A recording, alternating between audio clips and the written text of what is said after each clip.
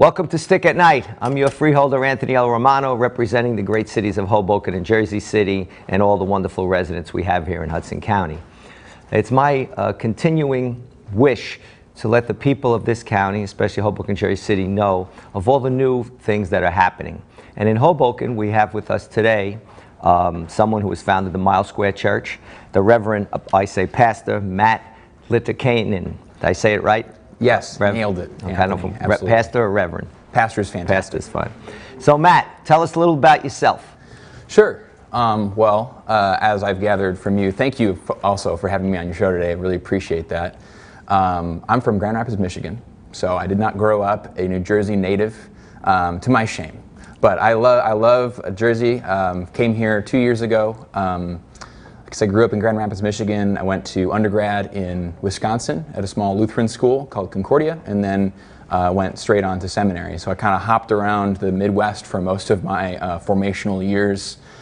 Seminaries in St. Louis, Concordia Seminary, and spent some time out in Omaha doing an internship at a larger church called King of Kings, and then came back to seminary, and I've always been interested in doing what I've been doing, which is starting a new church called church planting. That's the lingo that we use. How'd you wind up to Hoboken? Just went like this on the map? Well, not too far from that, honestly. What ended up happening was I was very interested, and they have some assessments and so on, because this isn't necessarily for everybody to go out and do something like this, starting up a brand new church out of nothing.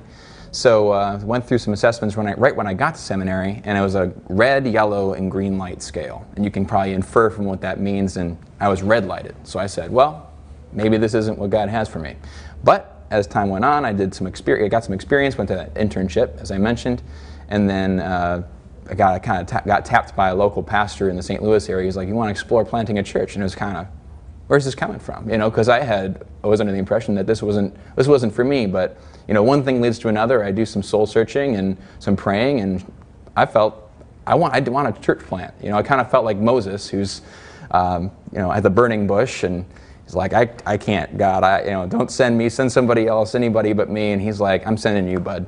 So I kind of felt like that. Like your bishop that's sending you? Yeah. So the way our seminary and our denomination works is we're kind of, we interview with various churches throughout the United States, and then eventually, as the first call or placement, you are just kind of sent, more or less. And Hoboken was on the map?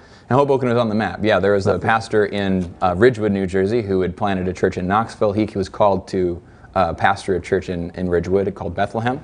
And then he said, I want to train you to be a church planter. So I said, that sounds fantastic. And they had identified Hoboken. Now, Hoboken obviously is, as is Hudson County, very diversified religiously.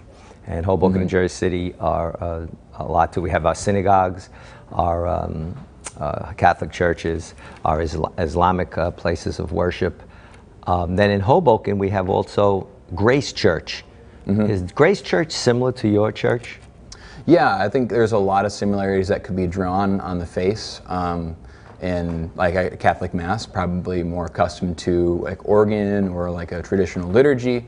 Hoboken Grace obviously isn't that. They have, they have band, and it's very, the production value is different, we would say.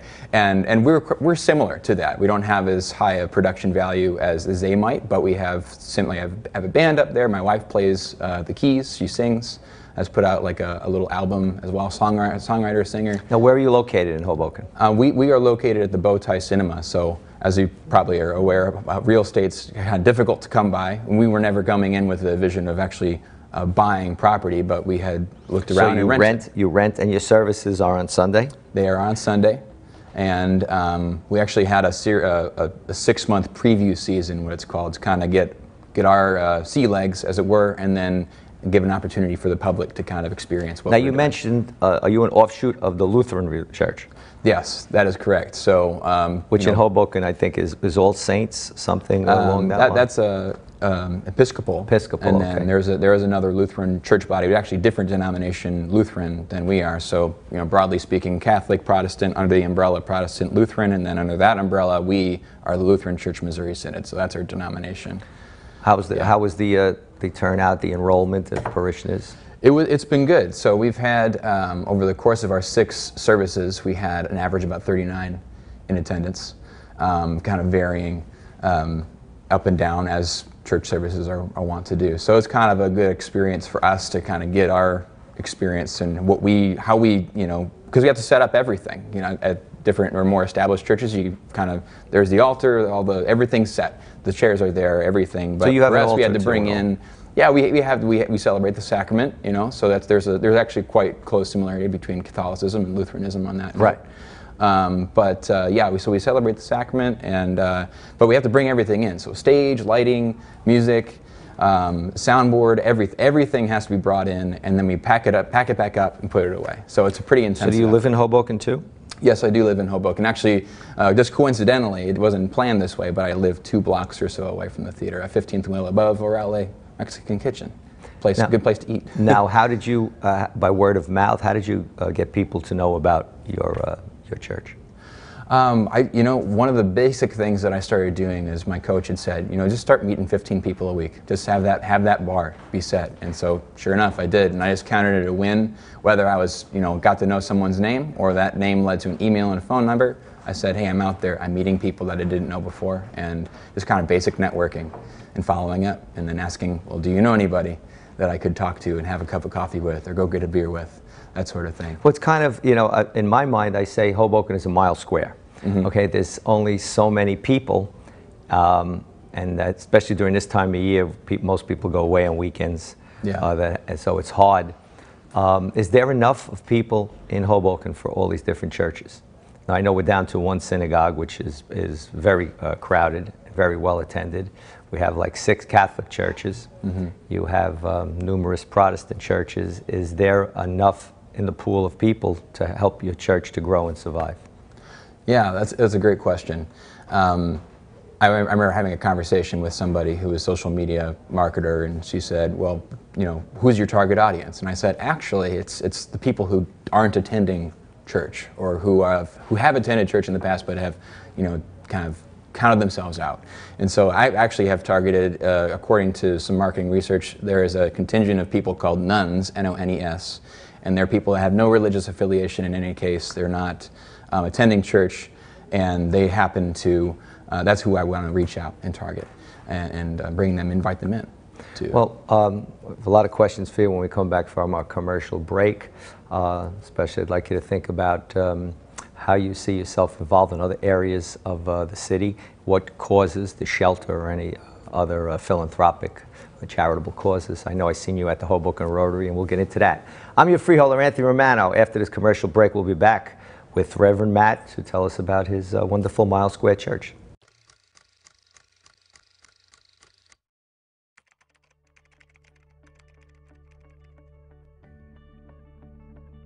We have to be able to police ourselves because we don't want anybody to tarnish our badge. When internal affairs complaints are not handled properly, the public may believe that most officers commit crimes, when in fact that's not true. Most officers are professional. If complaints aren't taken properly and the community that we serve doesn't have a trust in the police department, I mean, there has to be legitimacy. If the community doesn't trust the police, how could we effectively serve them? And by having a really comprehensive internal affairs unit that handles the complaints properly and people have trust in the system, it enables us to do our entire job as a police department much better. We need the community as much as they need us. So that citizen that has lost trust in the community could be a very important witness for us tomorrow. Voting by mail has never been easier. Just follow these steps to ensure your vote will be counted. Open your envelope. You will find your certificate, return envelope, and official ballot. When casting your ballot, use only a pencil, black, or blue ink, not red. Completely fill in the oval to the right of each selection. When writing in, do not repeat a name printed on the ballot. If torn or damaged, your vote will not be counted. Fold your ballot and place it in the pocket of the certificate before sealing it with the adhesive strip. Do not detach the strip and paper from the certificate. Fill out the required information on the certificate and don't forget to sign. If you are not mailing or delivering your ballot in person, make sure both you and the bearer of the ballot sign your name and address on the certificate and return envelope. After that, just place it in the mailbox and your vote will be counted. For more information, you can visit our website at www.hudsoncountyclerk.org or www.hudson. Hudson TMA reminds you that before you ride, you should perform the ABC Quick Check. Here's how to do it. You don't want your bike to fail you, so get in the habit of doing the ABC Quick Check before you ride. A is for air. Check that your tires are properly inflated. They should be pumped up to the inflation rating printed on the tire. Many bicycle pumps come with a pressure gauge, so you can make sure they're properly inflated. Low pressure tires can easily puncture. B is for brakes. Check that your brakes are working. Your brake lever shouldn't come closer than a thumb's width to the handlebar. Your wheels should spin freely when the brakes are off. C is for the cranks, chain, and cassette. Grab both crank arms like this and wiggle them to make sure they aren't loose. Spin the pedals and make sure the chain runs smoothly through the gears. Quick means making sure your wheels are on tight if you have quick release wheels. The wheels should be snug in the dropouts and the quick release lever fastened tight. Welcome back to Stick at Night. Let's continue this interesting discussion with the Reverend Pastor of Mile Square Church, Reverend Pastor Matt. Okay, so we were talking about how have you delved into the Hoboken fabric and the Hudson County fabric? Do you just reach out to Hoboken residents, or are you interested in any other cities? Do you go after Jersey City people? How is that going? Yeah, I think a hard target would be Hoboken. I think Hoboken is, that's where we were called to. It's the place I've gradually fallen in love with more and more, appreciate it as a city, as a neighborhood, as a community. So I really want to reach out to people here, but certainly as we kind of radiate out to Union City, to Jersey City, the Heights, those are places I'm willing to reach out to. Yeah. Are you involved in any of, I know I seen you at the Hoboken Rotary last night, you're a Rotary member, you started to delve into different organizations, and are you involved with any of the causes? Tell us. Yeah. We are involved in some causes, and the reason being, I think there's a lot of churches, and one thing I seek to have a vision of a church that is missionally involved in the city, because there's a lot of churches people might even know their brick and mortar location, or maybe not, but I think part of that is just because it's very hands-off. No one knows who they are because they're not around in the city doing work. And so I wanted to say, let's be a church that wants to invest time and energy into places that need it. So we've done small partnerships, like financial fundraising on a small scale with organizations like True Mentors. One organization that we've really partnered with quite closely has been the Hoboken Housing Authority. And I was just invited in by Danny Perez, who is the Director of Resident Services. And I said, how can a church like us, how can we partner and kind of collaborate together to make a difference that's positive for your community? And he said, well, there was one organization, he just actually had gotten fresh, it turned out, of having a conversation with the Christopher Columbus Gardens on 9th and Jefferson in town. And the residents there, they're like, nothing ever happens here. No one's ever creating these community events for us. And so he's like, we will provide that. And then we meet. And so maybe it's God ordained, I don't know. But we said, yeah, we can definitely step in. So we've been doing monthly community events at the Christopher Columbus Gardens. Do you work hand in hand, say, for example, with Grace Church? Because they do a lot with the Housing Authority also. Yeah, we actually have not done anything hand in hand with Grace Church. Not that we would be opposed by any means. I think there are ways. No, I was just asking because I know, like with the Catholic churches, they band together, so there's no repetition of services on certain things.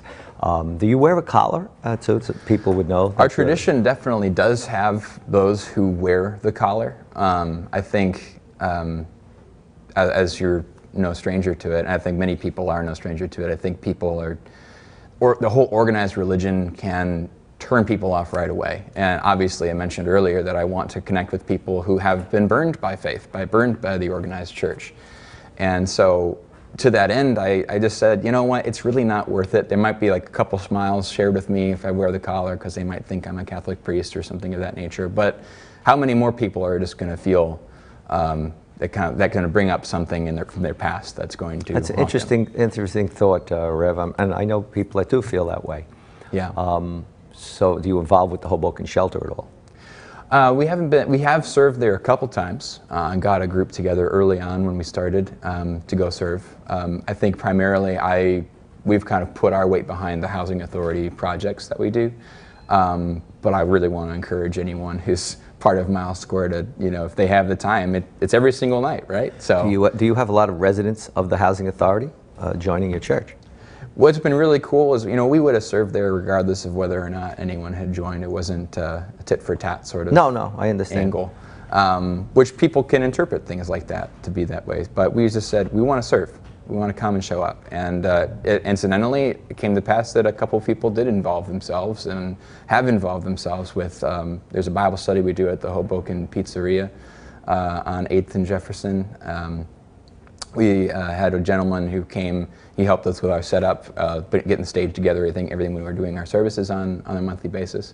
So it's been a blessing. We've been able to bless them and we've been blessed back. Now, is this your full-time profession or do you work another job? This is my full-time thing. So you're funded by your main ministry located in... Correct, yeah. I do kind of, it's probably like a 30-70 split where I do some fundraising, offerings and tithes are collected, and I go out to various churches in our church body, and I tell them about what we're doing and invite This is around the United donations. States? Hard target is in New Jersey, but I do send out mailers and stuff to people who are outside of the New Jersey, people I've connected with over my years of ministry training. How long are you in Hoboken now? You said about a year? 2 years. 2 years? Up 2 years in July, yeah. Okay. Right. So. And until I met you and I see your visibility at the festival. That's right. That's how I met you. And I think it's important that, as you said, people know about you, because some people are disenchanted with the traditional churches, whatever that may be. Do you reach out also to other religious denominations? For example, the interfaith service that we always have in Hoboken. Are you going to be part of that? Yeah, I am part of the Clergy Coalition, and I really love the efforts that are there. We've been talking about more ways in which we can collaborate in spaces where we really can kind of bring our full energy from our denominations and congregations across even religious barriers, and say, how can we, as churches, as religious organizations, make a tangible difference for justice in our city? And I mean, obviously, the Hoboken Shelter arose because of the Clergy Coalition back in the day. And so we have our attention and sight set on things like that. Certainly, that's where I would lean toward the most and celebrate that the most. What is your next goal? Our next goal is, as I mentioned, we have these services. Over the past 6 months, we did them, and then we are now preparing over the next quarter to launch weekly services. Lord willing, at the Bowtie Cinema. How's that going to go logistically? Isn't it kind of tough? It is logistically pretty challenging, but I'm broadening my my purview. We need quite a few volunteers to make things come together. Got to get some roadies out there to set things up. Are you hoping to someday have your own location? Hey, if we were given that gift, that would be great. But we're kind of like on that. When it comes to that sort of thing, we're just kind of rolling with the punches. We'll do, if God gives us that sort of thing, we will definitely leap at it. Until He does, we're gonna go out, take it a step at a time. Yeah, and it is difficult to be on the move. Does Grace Church have a home? As far as I know, no. They have been renting. Like in Hoboken High, and they go different places too. So you're both in that same kind of situation. And traditionally, Hoboken's had so many churches that it's a choice for all the different residents. And as I said before, I hope that you're welcome and open to, I think would help you open to Jersey City, Union City, and there are neighboring and sister cities. And there's probably a pool of people too looking to find the faith that they feel most comfortable with. I'm your freeholder, Anthony Romano. We're going to continue this discussion after the commercial break with Pastor Matt from the Mile Square Church of Hoboken.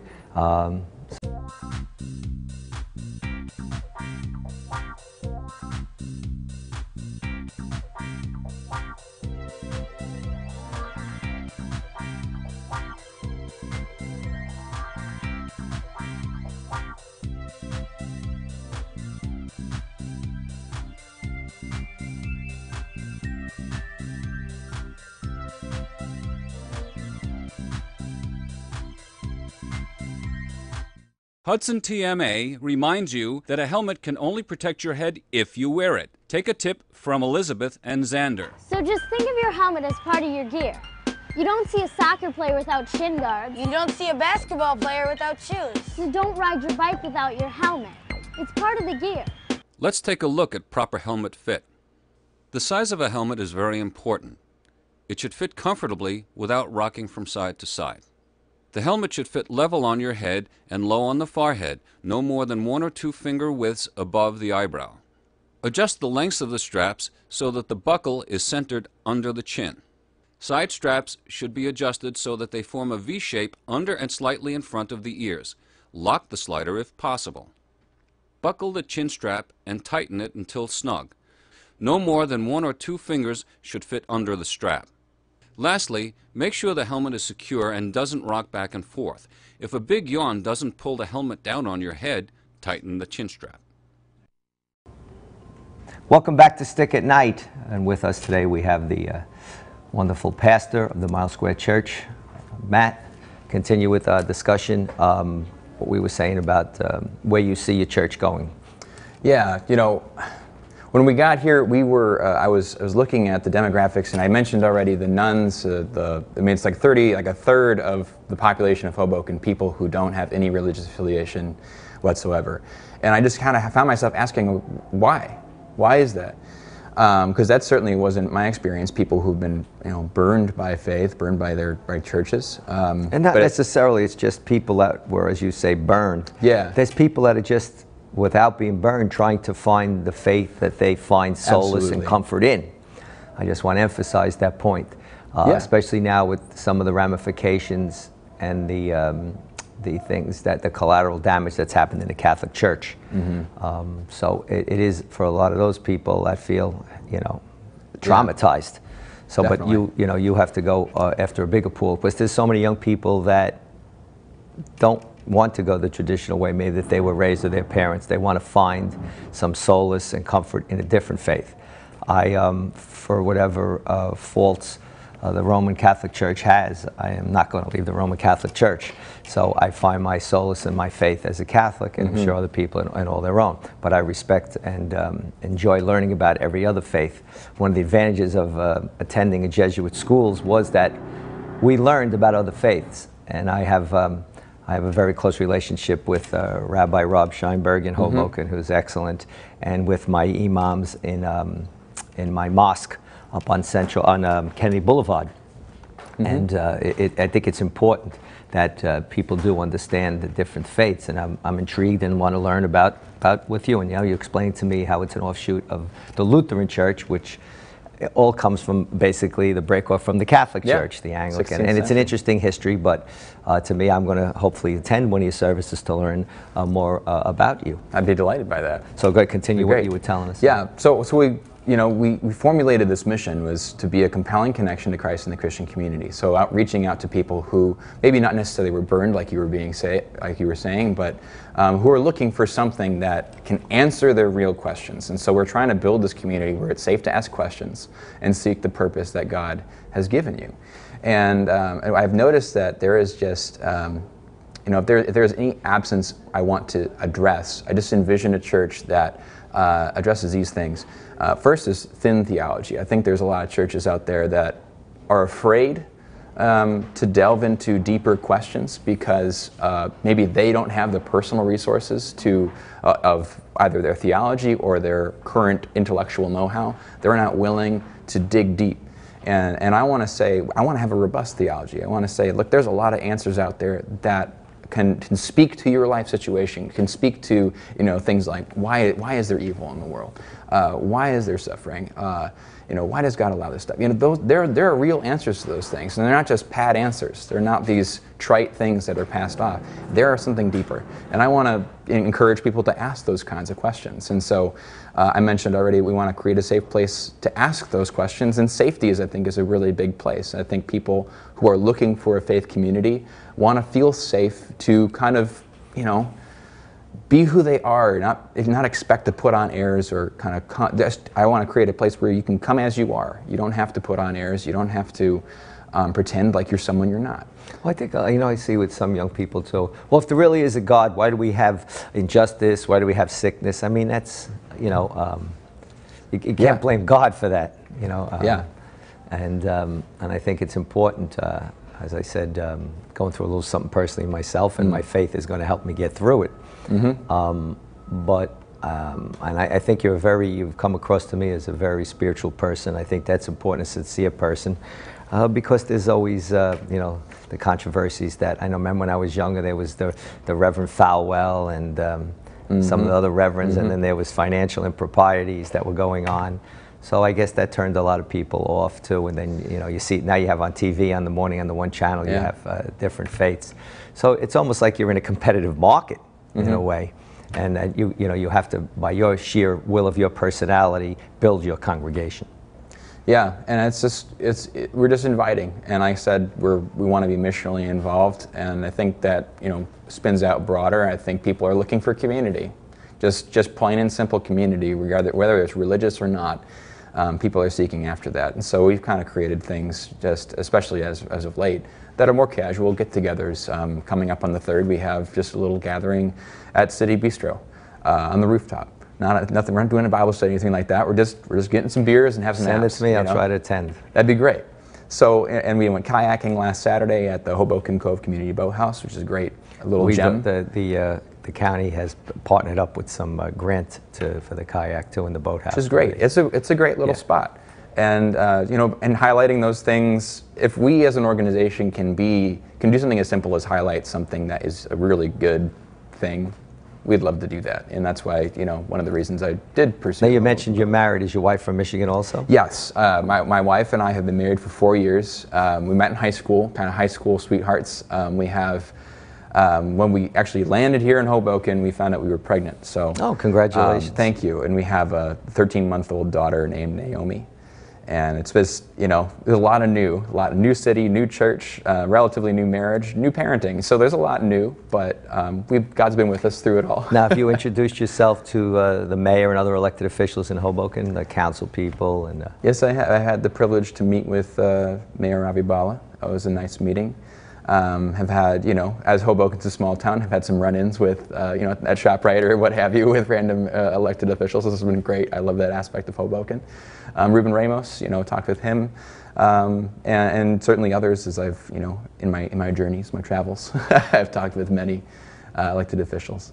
Well, I think it's important, that, as you said, that if you're going to become part of the community, that you, for example, with the Rotary, I was impressed to see you there last night with the Rotary.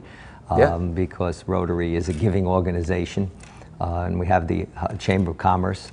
I think that you should meet Rich Makowitz is the head of Hoboken's Chamber of Commerce, Maria Nieves of the Hudson County Chamber of Commerce, of which Hoboken is actually a part of under the umbrella, and the different festivals we have. Jersey City has the big July 4th fireworks celebration coming, so there's a lot going on. Well, I want to thank you for coming tonight, and any last second comment you'd like to make?